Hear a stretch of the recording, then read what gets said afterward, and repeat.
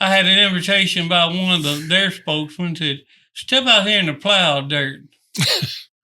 Now, I had been to the plowed dirt before.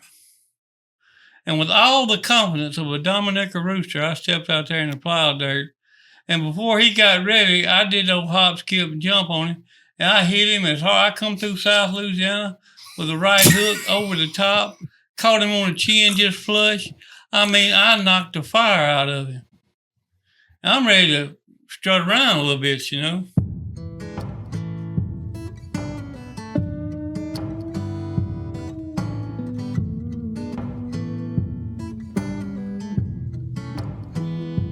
Hey, everybody, welcome back to the Hayden, Alabama podcast. I'm Philip. I'm Shane. I'm David. I'm Robin. And I'm Mike. this is Mr. Larry, my father-in-law, and Heavy, we call him, but Mike, Gerald. They're friends of mine. They're friends of Mr. Robin. So we have got up this morning and drove to Philadelphia, Mississippi. And we're here at a hunting camp to do some storytelling. So a little bit of background before we get started. So Mr. Robin reached out to us months ago and just encouraged us and gave us a good word. We've stayed in touch over that time, and today the schedule's finally aligned, and we're here for the storytelling we've been talking about for a while. So since you are responsible for this whole thing, Mr. Robin, it's only right that you lead off with the first story. All right. We also love to go fishing. And we were setting some lines over in the Delta.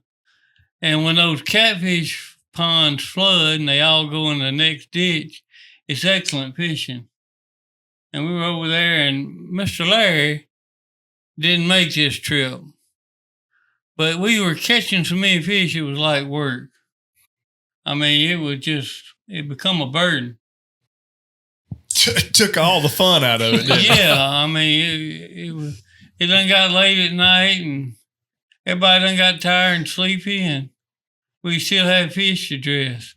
I was over there just dressing fish. I was shucking them. And like a corn cob. That's what I had in my mind. well, a group of folks drove up, and by the way, this is a sermon illustration of mine. A group of folks drove up, and they said, could they have some fish? I said, well, sure. And they said, we want dress fish. I said, well, no, I ain't going to give you none of my dress fish. I worked for them. I didn't put too much effort into these. Well, it escalated from there, and it went to, I had an invitation by one of their spokesmen said, step out here in the plowed dirt. Now, I had been to the plowed dirt before. And with all the confidence of a Dominica rooster, I stepped out there in the plowed dirt. And before he got ready, I did the hop, skip, and jump on him. And I hit him as hard. I come through South Louisiana with a right hook over the top, caught him on the chin just flush. I mean, I knocked the fire out of him. And I'm ready to strut around a little bit, you know. So that had worked in previous instances. Yeah. That had worked well for me. But that old fella, this is all he did. He didn't stumble. He didn't bleed. He didn't fall. That's all. Now, the next part of the story was a blur for me because it's a lot going on in that circumstance during that little span of time. I had some eyewitnesses to what happened next, but I couldn't tell you for sure because the next thing I knew, the biggest, strongest, hardest hands wrapped around my head in the plowed dirt, and every time I'd exhale, I'd see a little puff of dirt. He said, "We're gonna get some of your fish." I said, help yourself. And I lived to fish again. Live to tell it again. And I use that for a sermon illustration about when Jesus said, come and take my yoke upon you. I say, don't fight the yoke. Don't fight the yoke. Yeah. Because what I got pales in comparison when you fight the yoke of God. You could... That's powerful. you could think for just a second, it changed your mind real quick. You decided you was going to just give him all your dress. All fish. he wanted, he was welcome to him. If he just let go of my head. Are you in trouble? Well, we hope you're not. But just in case you are, we know a good lawyer. Whitney Island here in Hayden, Alabama has law services, or maybe if you're not from Hayden, I'm sure she'd be happy to hear from you. So check her out at islandlaw.com. We appreciate Whitney and her sponsoring the show. And Mr. David, won't you, so you are a retired state trooper. 28 years. And you've written at least three books. Yes, that's my retirement hobby. Retirement hobby. So we've got this one here is When the Big Coon Walks, Hunting the Best of Times and People. And then this is Mississippi State Trooper. Clever title. Yeah, it's kind of tells a where lot you of are. thought. And look at this young man on the front of it. You think I've changed? Not at all. Thank you. And then T-Bone Road. And so those are three books, and y'all can find those. We'll link those up. But we've read some of these stories because Mr. Robin here, Brother Robin, was kind enough to send them to us pre this recording. And we've hooped and hollered over them. So I can't wait for you to tell some of them. Tell some of your favorite ones for us.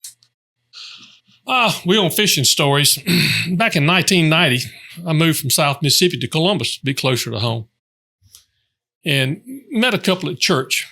Mark Young, his wife Stephanie, great people. They had moved with his family from Crossett, Arkansas, deep in Arkansas. Worked for Weyerhaeuser, great people. And Mark told me one day, he said, "Well, take you jug fishing." Well, I'd never been jug fishing. I always heard of it, but I love to fish. But we were raised up fishing in the creek or in the stock pond, and we didn't have boats and motors and any of that. Those are high-tech people that had that stuff. And so he came over and picked me up one Saturday afternoon, and he said, "We got to have live bait," which made sense to me. And he had a cast net. I said, "Where are we going to get our bait?" He said, "We're going to the country club. They've got ponds over there." I said, "Mark, I don't believe that they want us at the country club. I don't." Reasonable assumption. I've never been to a country club. I've never fished out of a boat with a motor. I don't use live, but I don't think they want us at the country club. Yeah. He said, "Oh, man." He has a distinctive accent. "Oh, man, my mom and daddy are members over there. And we come over and mama and daddy golf and they know us and they won't mind at all." And I thought, "I don't know about that." But I was a guest. And he had a four-wheel drive truck. I hadn't been in one of those before. My friends didn't have high-tech stuff. So we got in the four-wheel drive truck. We went over to the country club, pulled up there like we owned the place, went in there and got his mommy and daddy's golf cart, threw our 5-gallon buckets and cast net in that, and went to cast net in the little ponds while people were golfing around out there. We got to about the third pond, and we were wearing them out, people. If you need some live bait, if you can get into the ponds at the country club you're in, Get it. yes, sir. There are plenty of red bellies in those. Wearing them out, catching little bass, keeping them. And I looked up the hill toward the clubhouse, and I saw this little woman with her little short legs, and I had never seen her, heard about her, knew nothing about her, but I knew who she was and what she was fixed to do. She was coming in that hill working those little short legs. On a steady trot. Straight to us. And she put us out of the country club. She explained that you don't come to the country club on Saturday afternoon and catch fish. So we got our fish. She let us keep them. Oh, that's nice. Oh, yes, sir. It was plus. Yeah. We got a little scolding out of it. But we went, and so we headed over to Columbus Lake, where it backs up from the locking dam. And we pulled up with our live bait, and his friends had gathered, and over their park was a boat, a bass boat, had a steering wheel. I was very impressed. Couldn't wait. And they were grilling hamburgers and hot dogs and drinking cold beer. And I'm not a drinker, so I sat and ate, and they told stories. And after a while, we got our country club bait, and we got in the boat and threw jugs out. You've been there, done that. And so we'd go check jugs, come back, and they'd drink beer and cook and drink beer and cook. And then it got late at night, and they said, need to take them up. And I wanted to go. So Mark and I got in the boat, Off we went picked our jugs up. By that time, we were on the far side of the lake. And when he got ready to come back, he gapped that thing back as fast as it would go. And we were holding little flashlights. They were at the front of the boat. And I don't know anything about boats, but I know that you aren't supposed to overdrive your headlights. You know what that is. You got to drive at a speed where you can stop in the distance you can see. And I thought, if there's a big tree out here floating around, we're going to wreck. And we were scooting across that water wide open. I don't know what side of the motor it was. And all of a sudden, we came upon this huge flock of Canada geese. And they were right there. And he never touched a brake. He just... That's probably because they ain't got one. And in that brief moment, all I could visualize was those little legs underwater all over. I knew they were working furiously. They was pedaling. It was too late. All you heard was bump, bump, bump, bump, bump, bump, bump, bump, bump. I guess they were hanging around on the outside. Never looked back. I turned around, threw the light, dead geese everywhere. Gracious. And I thought, I told Mark, I said, we're not going to get the geese. He said, you can't explain that when you get to the bank. No, you just left. So we left the geese, went back, loaded our stuff, and went home. And that was the only time I went fishing with Mark. It was a one and done. One and done. I don't think he went back to the country club for fish, but it one and done on that. It was memorable, to say the least. Great guy. Fished, hunted with him a good bit. Mark sounds like some characters we know back home. Yeah, we've got a couple of Marks back at the house.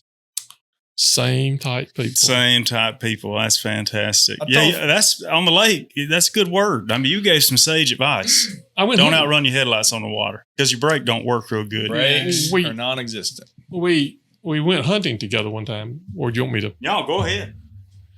Invited me to go Mark? Mark. So you just only went fishing with him one time?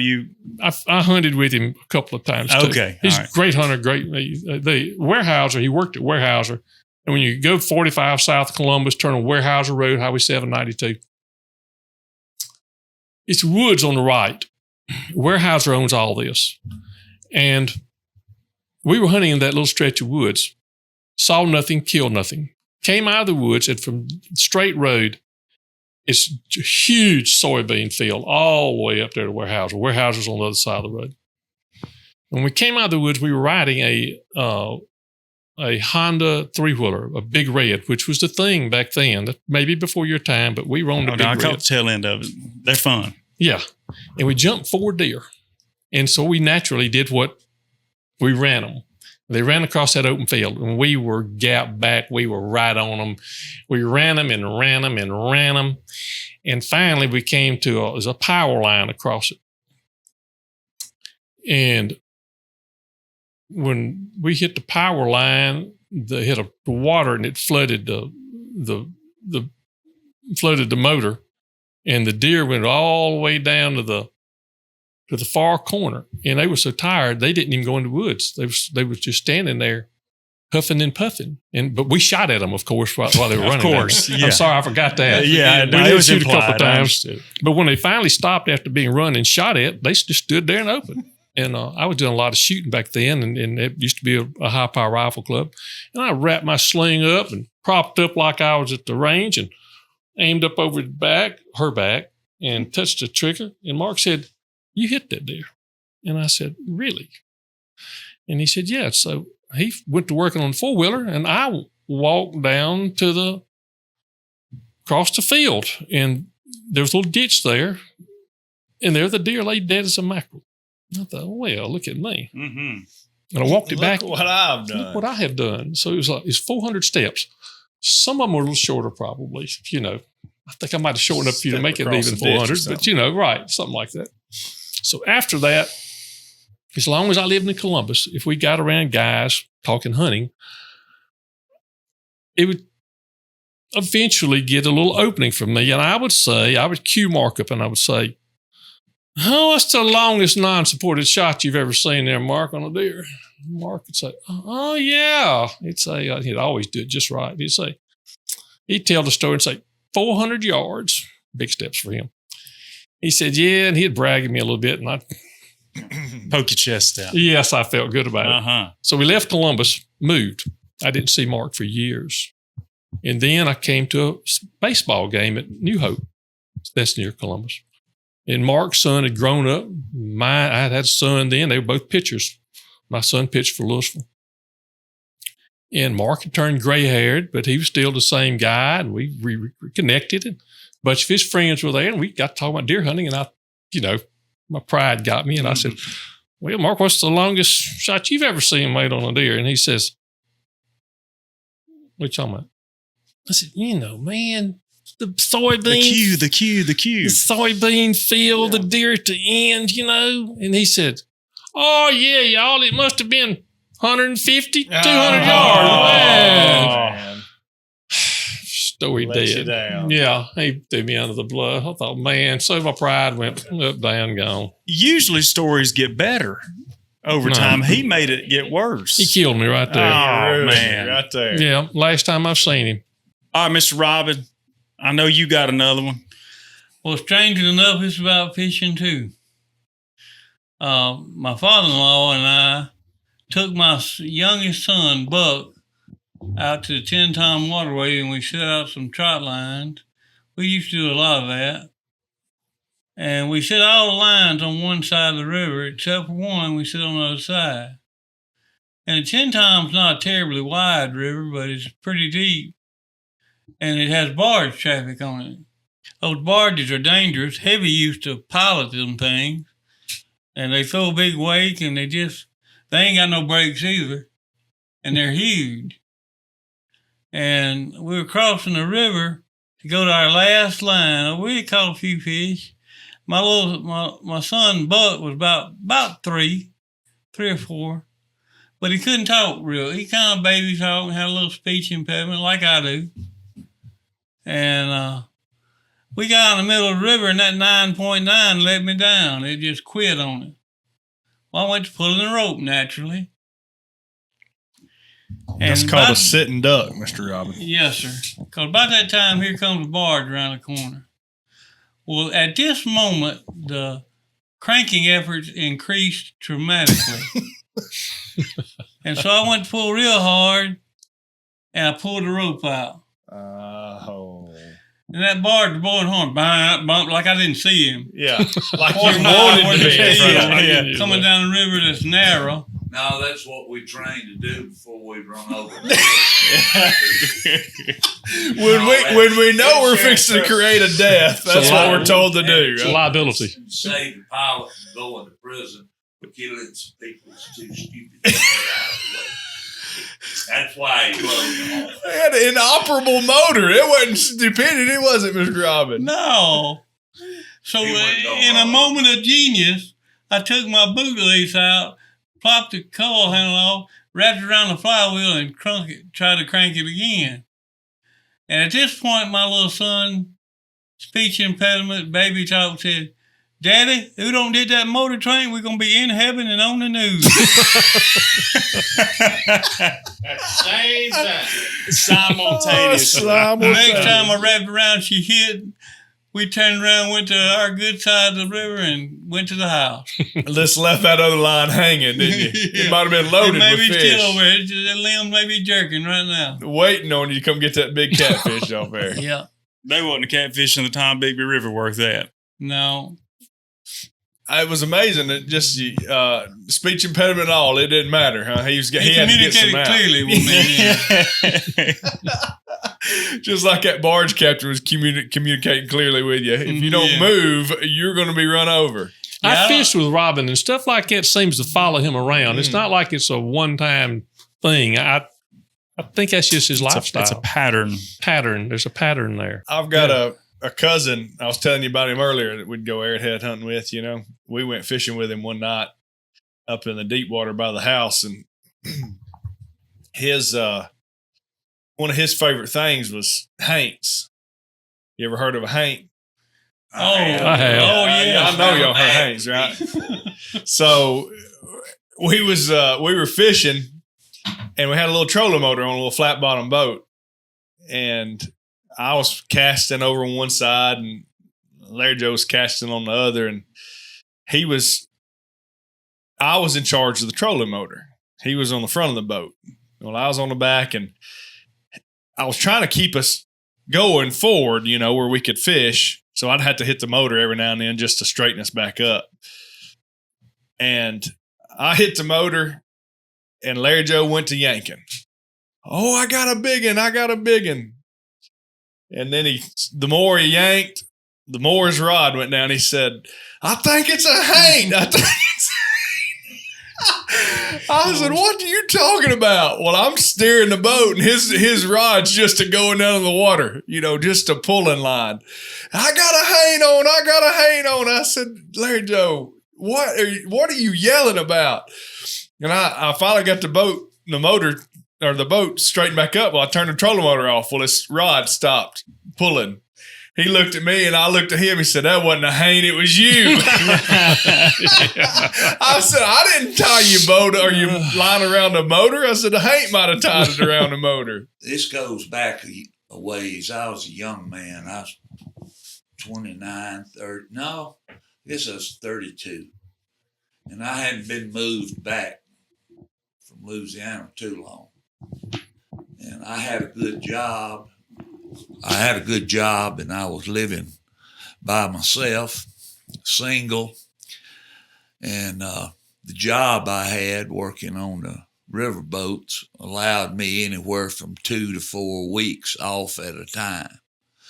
So Grunt and I used to turkey hunt every day. If we wasn't hunting them, we were scouting them. Alabama, Missouri, different. But anyway, I had been somewhere around town, not too far. And I came back to my old house about 6 or 7 miles out in the county. And I said, well, I'm going to read a little bit before I go to bed. I was laying on the couch reading. I forget what it was.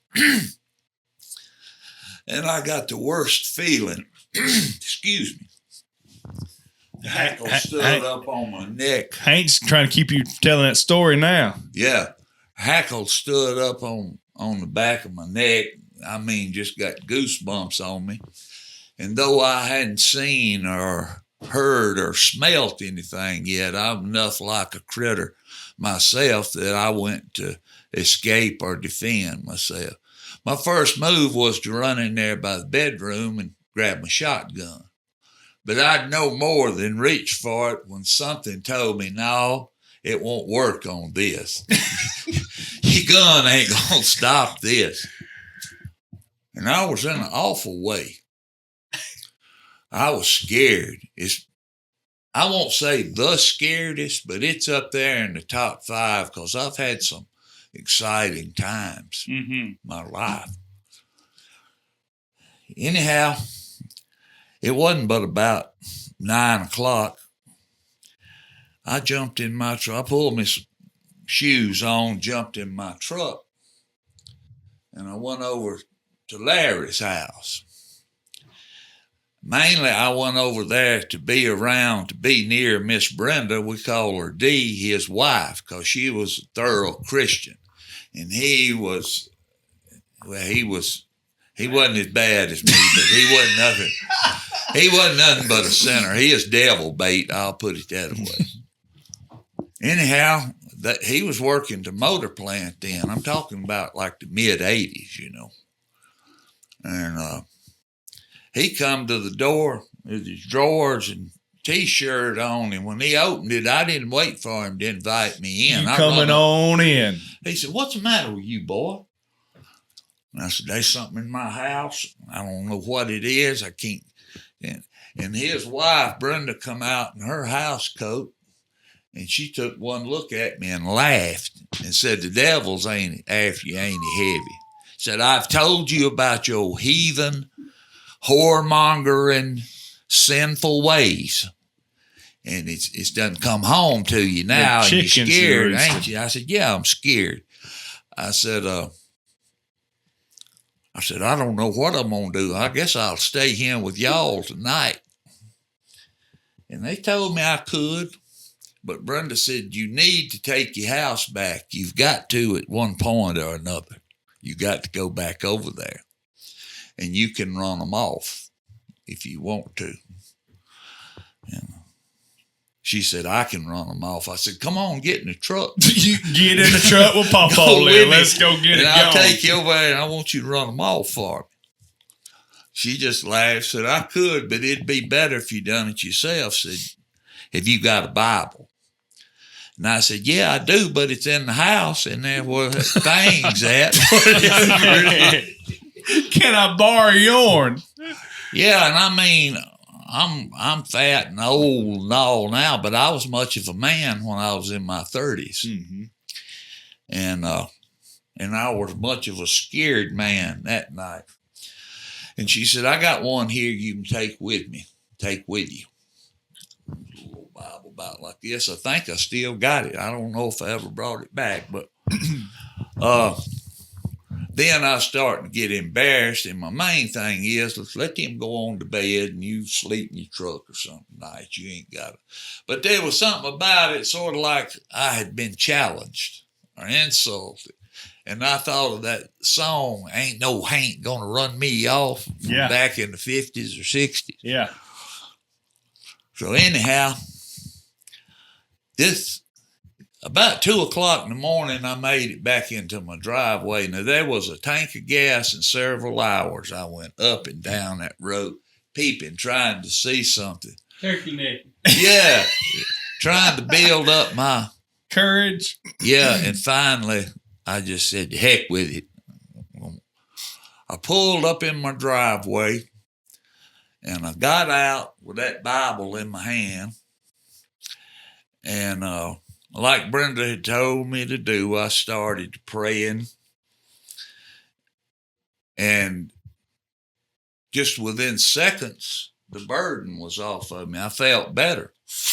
I felt like it's time to attack now. You know, you done got your head back up. I went in the house, scolding them haints in the name of Jesus, told them I was true, I'm an old sinner, but I am a child of God, and there's no place in my home or heart from you. So get on out from here, all of you, and don't come back. Well, suddenly I wasn't scared of my house no more. There wasn't no more boogers in there. So I got brave. I got all out in the yard. I'm gonna run them out of the. I got them out of the house. Let me get them out of the yard. I was gonna run them off for places. It's Mr. Lowry Lundy's land, the old house I rented from him. And I got out there and I was all around threatening them, shaking that Bible at them. I went back in the house. And I wasn't going turkey hunt the next day. I had a dentist, a doctor appointment or something I had to go to. So I said, I need to get some sleep. I'm going to feel awful tomorrow. It's only a couple hours before daylight. You need to lay down anyhow. You ain't going to sleep, but lay down anyway. Rest your eyes. I laid down there on that bed, put that Bible there by my shotgun on a nightstand, and I believe I went to sleep as soon as my head hit the pillow, and I woke up about 8:30 or 9. It's warm. I've been sleeping with my windows open at night. Birds are singing, cows lowing on another beautiful spring day. And so I've always been leery. Two things I had never believed a whole lot in was wild black panthers in Mississippi and haints. Now I believe in the haints, and though I hadn't seen a black panther, and if we got any, it is very few. But haints definitely exist. And if you ever get them after you, you better get your Bible and the Lord on your side. That's the best thing. That's the best thing for it. Do y'all remember? The devil can't stand it, you know. I heard an old story about a Indian boy is fixing to become a man, and one of his rites of passage was to spend the night in the woods by himself. Young teenage boy. Well, his daddy led him off down the woods a long way from camp, and he got there just right at dark. So his daddy went over there and looked around, kicked around a little bit at the base of a tree. So you sit down here, stay here all night. I'll see you in the morning. Well, the young man did, and he was all right for a couple of hours. Then that quiet got scary.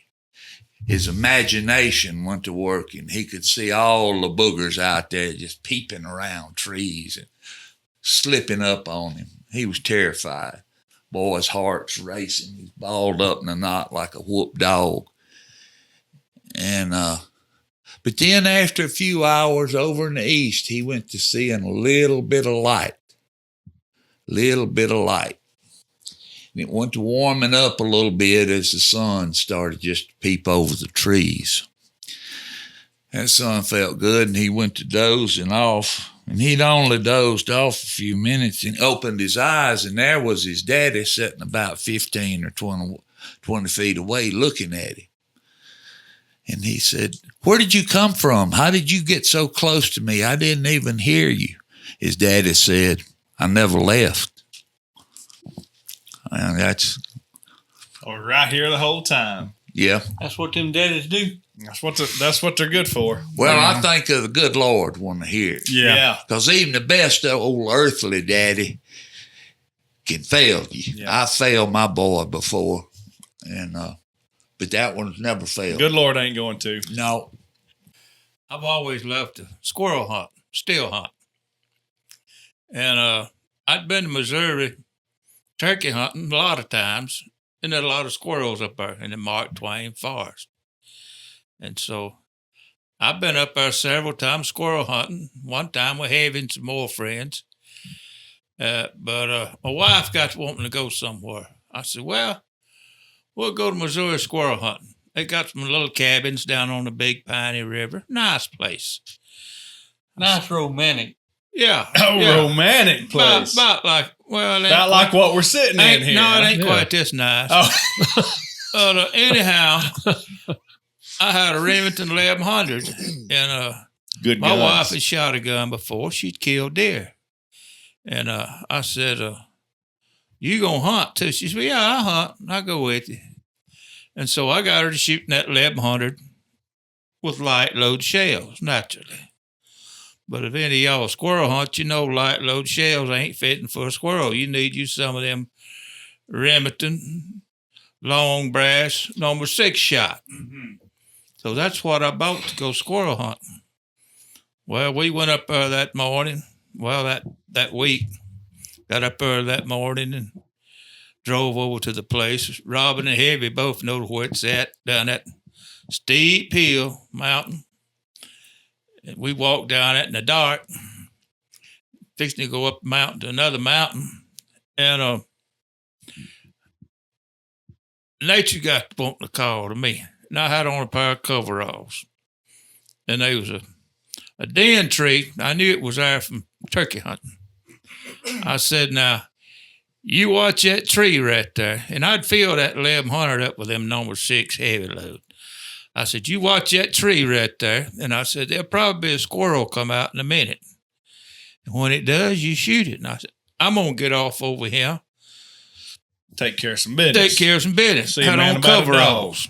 Well, I got over there to the side, about 20 yards off. A little bit I hear her say, there's a squirrel. A squirrel, what did I do? I said, you shoot him. Well, instead of putting the gun on the shoulder, she puts it under her arm. And she shoots. And it spins her around. And to my amazement, she shoots again about 2 foot from where I'm sitting. Blows leaves and dirt all over. Well, I can't get up fast enough with them coveralls on. So I just dive them around my ankles. Man. Would you have it to know, here comes another shot. Boom. Leaves went all over the place. Dirt. Well, I'm make another big dive. Boom. Till that gun is empty and I'm tired of diving. I'm give out covered in leaves and dirt. Among other things. Among other things. Things. And she said, I'm ready to go back to the truck now. She said, if I killed you, ain't no way I could have got you up that hill. I said, no, I'm going squirrel hunting. I come this far to go squirrel hunting. But I took it. What I did, I took all the shells away from it, but I made her took that gun up in mountains all day. Yeah. I would have said I'm ready to go to the truck too. No, I come to squirrel hunting. He kept that to himself. Well, Mr. Dave, you said you had a dog story. Yeah, back in mid-'70s, I had a friend. I had him for years, Jim McMillan.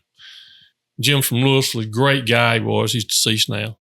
He was in the National Guard for decades. Had a little quiet voice, never raised his voice. A really nice guy. But there around 76 or so, he somehow got the keys to the shed at the National Guard where they apparently had the artillery simulators. And so every once in a while around Louisville or up at High Point community up there, you'd hear one go off and nobody knew what it was, but it was a big talk. You know, I knew where it was coming from. It was Jim. Those things, I don't know if you're familiar with them. It's a satchel type deal. You heat blow them. You pull it, you throw it, and it goes like a bomb coming in. And it is so loud as sticks of dynamite. It's a powerful thing because it's mimicking artillery coming in. You got to get it away from you. Well, Jim, they had to get together at his sister Barbara's place down the road. And Jim slipped out of the house. He thought it would be humorous to go out there and throw an artillery simulator out in the front yard and little pine trees and shake the windows. So he goes out in the front yard, and I asked him, he told me the story right out of his mouth. I went out there. Anyway, he pulls the pin, throws it out in the yard, and Barbara had a dog named Bullet. He was a big old German Shepherd, and she had taught it to fetch. And he throwed it out there, and he said Bullet went and grabbed it. And Jim was trying to stop it and run from it, and Bullet wasn't listening. And Bullet died there on the spot, and his sister sort of got mad at him about it. And Jim quit telling the story, and he told me, he said, and that was the last time I throwed a simulator. That was a good reason to. Yeah. Good reason to stop. There's a reason they keep them things under lock and key. Yeah, they ain't for everybody, are they? Yeah. I called his nephew last night to get the name. I'd forgotten Bullet's name. And of course, Chris was just a little boy then. And he said, it was he talks like his uncle said, it was a traumatic experience for all of us. For all involved. I bet it was. Now, Heavy, you over there, you said you got a dog running story, and I'm interested in hearing that one. This was probably 1971. I'm 14, 15 years old. We didn't have many deer in Neshoba County then. Most people wanted to deer hunt belonged in a camp over in Kemper County. And we hunted with dogs and shotguns back then. And I know all y'all are, but for anybody that might hear this, it's not familiar with dog hunting. The idea is to surround a certain area, say 100 or 200 acre plot of timber or thickets, and you come through there with a pack of dogs. And back then, we was running black and tans, blue ticks, and walkers, mostly the walker. They're a good dog, but you better catch him when he crosses the stand line, or he'll be in the next zip code. Next county. Yeah. And you can holler him all you want to, and he go and go instead of him. Anyhow, a lot of times they would use us young men as drivers. Whether we're walking or on a horse, occasionally we'd use a horse, depending on the terrain. Well, this was going to be a walking drive, and we were going right behind our camp, and the standers would be north and making like a U. So deer ought not be able to get out of it without being shot at. Well, we had several dogs missing, and nobody had took time to go around to the other camps. We didn't have nobody else's dogs in. If we did, we went looking for hours, knew we were going to a camp, we'd go on, throw theirs in, give him a ride home. Anyway, we were out there loading up dogs. Mr. Billy Green was one of my neighbors. He's gone now, but he was a good fellow. Sort of like a father figure to me. Well, we had 2 or 3 we had pulled out of there that I was going to take that morning. And there was a guy, I'm just going to call his first name Joe. He wasn't a preacher then, but he later made one here in the county, and a great one he was. But at the time, he weren't no preacher. Anyhow, the rule, I guess, I don't know if it is spoken or written, but most grown adult men brought at least one dog. Some of them 2 or 3, some of them would bring a pack. And we'd like to run one pack in the morning and another pack at evening. But like I say, we were short of dogs. Well, Mr. Joe had a big, beautiful Walker dog. I mean, he was pretty and he was friendly. One problem, Joe's little boys and girls, little children had loved on him and rode him so much that he wasn't fit for nothing But a pet. Yeah. And it was well known amongst all the drivers. He's always under your feet. You could be smelling a deer, your dogs just jumped. He wouldn't even go with them. He'd stay under your feet or under the horse's feet. Had to kick him every once in a while, get him out of the way. Went to pull him out, and I said, I ain't taking that thing. He won't do nothing. He won't hunt. And his owner, Joe, was standing there.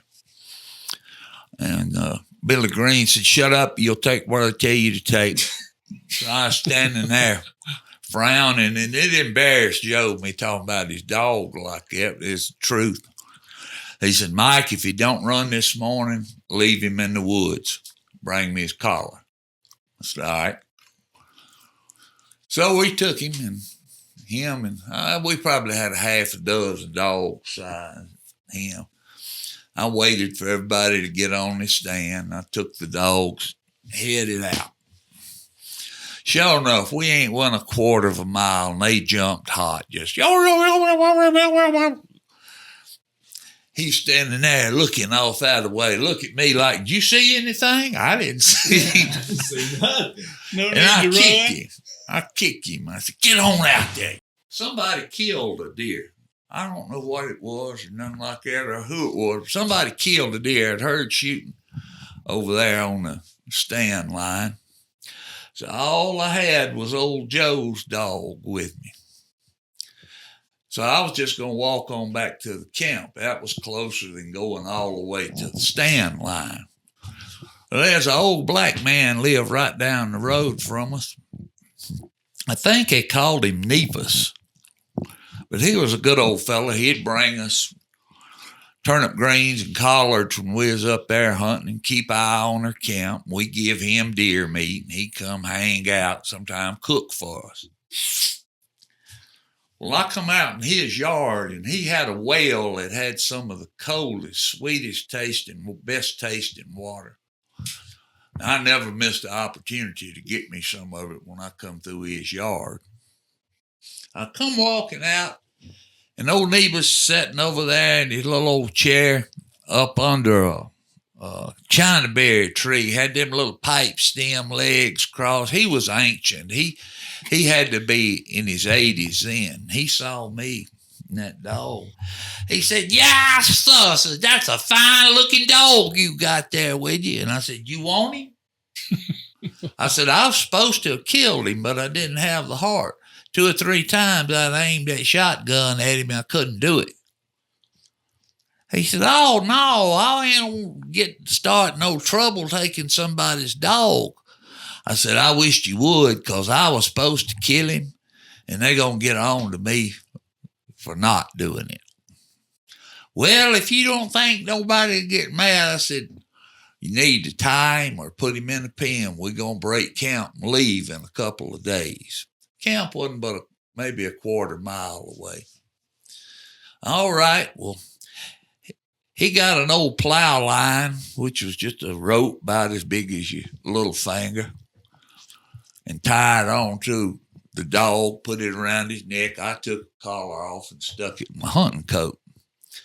And I said, and Nevis, I'm going to walk out here in the woods onto the camp, and I'm going to shoot. And I'm going to tell them I killed this dog. I'm going to lie to them and tell them I killed him. Well, I got out there and put me a squirrel shot in my gun, shot up in the air in the ground or something where I couldn't hurt nothing. And shouldered my gun. I come walking out. It's on up in the morning, like 10 o'clock. And they got that deer they killed, hung up, skinning it, probably a doe or spike or something. And I walked straight to Mr. Joe, the owner of the dog, reached in my old hunting coat and pulled that collar out and said, yeah. And he said, was that you that shot? I said, yeah. He said, boy, Kelly hurt him. He said, I'll go get you a shell. I said, that's all right. I killed him with a bird shot him right over the eye up close. Okay. Made it sound gruesome. Awful. That's terrible. Details. And some of the men are sitting over there playing cards. They like in their 20s and 30s. And there's a couple of them older that was in World War II. And they looked at each other like, that dang boy's cold-blooded. Because everybody's talking about killing him, killing that dog. All right. So went on, we eat dinner and rested a minute and got ready to make the afternoon drive. And y'all know all the sound, tailgates slamming and hollering at dogs and dogs fighting. And I heard somebody say, look yonder. Here comes that walker up the driveway, and he was stretched out in that old rotten piece of plow line, dragging the ground with him. And old Joe was so tickled to see him, he run over and slapped his chest, says, come on, son, come on now. The dog jumped up on Joe, and he was loving on him. And Mr. Arnold Barrier, we had 2 presidents at that camp. He was one of them. He was good friends with all my folks. Called people Sugar Boy. He said, Sugar Boy, you told me you shot that dog, but it looked to me like you tried to hang him and done a poor job. Of it. I know now it was awful funny to him. Yeah. I said, Mr. Arnold, I didn't have the heart to do it. And the other president, Mr. Johnny Hancock, who never was to me, but he was capable of doing mean stuff if he got mad at you. And I said, I didn't have the heart to do it. And he says, none of these others did too. Said, y'all quit putting this young'un up to doing something you ain't got the ability to do yourself. Yeah. In Sturgis, Mississippi, at the hardware store in the wintertime, old men gathered up to talk there. There was one older gentleman, he was in his 90s. He was actually a World War I veteran. I was just thrilled to be able to sit down and talk to him. And he said, one day, yeah, when we went to basic training down there at Camp Shelby, said they never could figure out how to punish them boys from Alabama. Of course, the boys from Alabama probably told the same thing about the boys from Mississippi. Yeah. He said they put them on bread and water. So that was more food than they got at home. So they make them sleep in a barn. So that's nicer than the house they were raised up in. Said they finally figured out how to punish them. I was on the edge of my seat and I said, what'd they do? He said they put a pair of boots on one like to buck themselves to death. They used to wear shoes on it. No. Well, I'll tell you what's better than a dog for driving deer. Monkey? Tear gas. Oh. Monkey. I saw that. I've been watching your podcast. No, it wasn't a monkey. Tear gas, huh? Tear gas. I've always thought, how would tear gas do for running deer? I mean, you can't, why that not? Never crossed my mind. Never crossed your mind. That's what most people say. Yeah. But there's no law against it that I can find. And if it's not against the law, then it must be legal. So I think I'm on good ground here. Mm-hmm. But I happen to have several canisters of tear gas. And I thought about this for years. And then one day, I'm going to do it. And it was late in the fall, leaves were dry, and there's a cutover on the side of the 4-lane highway near my house. And we owned the land to the south of it. And I thought, the wind's coming from the north. I can go down the 4-lane and drive these deer. So I enlisted the help Disperse my tear gas. So I enlisted the help of an unnamed close relative, and I posted him on a hill in open hardwood that we owned. And I thought, I will drive this strip of cutover, and it was thick. It'd been cut over 2 or 3 years before. I thought my tear gas. And so I pulled down to the 4-lane, and I wait until there's no traffic in the northbound lane, and I go down the northbound lane southbound until I get to the cutover, and pull the pin on the tear gas and cast it out in the cutover. Then I gassed that big bear and go about 50, 60 yards, grab another canister, look back, and woods are on fire. And I thought, oh my gosh, the wind's blowing toward so it wasn't our land, by the way. Of course not. They owned this little strip yeah. there, but we owned other land. But anyway, that's just the way it was. Yes, I turned around and went back up there. Broke me off a pine top, and I waded in those briars, flailing away, and nobody stopped to help. Probably thought I was a hero trying to put out a forest fire. Flailing away, and it starts spreading in a little half-moon pattern. I finally got it beat out. I was sweating bullets and frustrated, and I thought, I better get my can before I get out of here. I don't want to do that. So I ran over there and picked it up, and it put second-degree burns off. You remember how the Branch Davidian compound burned down the FBI through the tear gas? That's the first thing I thought. That's the way they burned out the Branch Davidians. Yeah. I learned something. I dropped it, and I went to stomping on it because I couldn't pick it up. I didn't want to leave the evidence because I felt so bad about it. So I stomped it into the mud, jumped in my 4-wheeler, and went to the house. And I asked my stander, I said, did you see any deer? He said, they all came out of there and said, I never raised my gun. They just came by at a dead run. So I gave my tear gas away that I had left. I thought once is enough, work good one time. I'm going to tell you, the most important thing about hunting and fishing and trapping and really life is relationship. Right. They going to last a lot longer than that 6-point you missed or that big bass that blew up on the frog or whatever. It's relationships. First of all, relationship to the Lord. Second, your family, starting with your wife.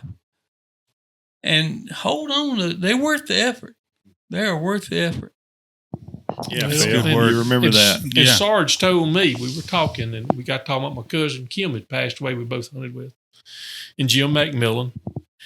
And Sarge said, when I got activated in 92 or 94 for Desert Storm, he said, Jim McMillan, they both in the Guard together. And he said, we were supposed to leave out. They were both single men then. He said, we were supposed to leave out for Camp Shelby the next morning early. And said, your cousin Kim, that, we all had hunted with all our lives. He said, he called me up and said, Sarge, I shot a deer down in the bottoms. I can't find it and need some help. He said, dadgum, it sounds like Kim. He said, pick up Jim and y'all come down here and help me. He said, I went by Jim's, Jim, Kim, we need some help. So off we went down to the bottom. We was to leave the next day. So drove down all through the woods, got to the bottom, broke out into the big field, looked across there, there's a big bonfire, a grill set up, drinks and snacks. They were grilling steaks, saying goodbye. Good friends. Good friends. Yeah. Winds me up. But you're right. Hunting is about relationship and everything else is, but good friends to hunt with and come around and tell stories and talk, make new friends like y'all. That's right. I've enjoyed this. I have too. And before we go, I just want to ask you, so Mr. Robin, really Brother Robin, been a pastor for a long time, and we we sprinkled that in a little earlier. But our most watched episode is about preachers and the stories that they tell. Do you have anything before we go from your ministry that would just tickle us, things that's happened to you, a good story or anything? I got one. All right. Is that it? I'm gonna write a book. You know, you pastor a country church when. And it would be slam full. Yeah. You know, you pastor a country church when you have professional wrestlers on the prayer list. Amen. Pray for and Killer amen. Carl Cox as he takes home Junkyard Dog this week. Is that serious? Is that serious? Yeah. Oh man, that's incredible. Say that again. Who is facing out on the Junkyard Dog? Killer Carl Cox. Oh, Killer Carl. Killer Carl done got old. Killer Carl You gotta might. pray for him. Killer Carl might sprain something like that 16 gauge. I met him. Our children go to the same church together. My son, daughter-in-law, his daughter, son-in-law. And they're friends, and we met at grandkids' games. And I'm sitting there, and he comes walking by after it's over and introduces himself and said, I read one of your hunting books and said, I'm moving to a church in your community and said, we're going to hunt together. And I thought, give me a break, man. Who is this I've never fella? met you before. You just go walk. Take you to my hunting spot. Take you to my hunting spot, my honey hole. And darn if we didn't. And, you know, when you get our age, my age, your Our hunting age. friends, your hunting friends start passing away. And you get to where you just going to hunt by yourself. You run And out you- of time and you to don't- make long friends. And you, Or what is it? You run out of time to make Lifelong. well, no, old friends. You run out of time to make old friends. You got time to make new friends. that's right. You need to make new friends, and you've got to extend a hand. And if somebody comes to you, you've got to take that. Yeah. You just can't get in your little shell. And I've got another friend that I've made, Sam Tyler, and they moved here from New Orleans. I've never met him, and he wants, and made great friends.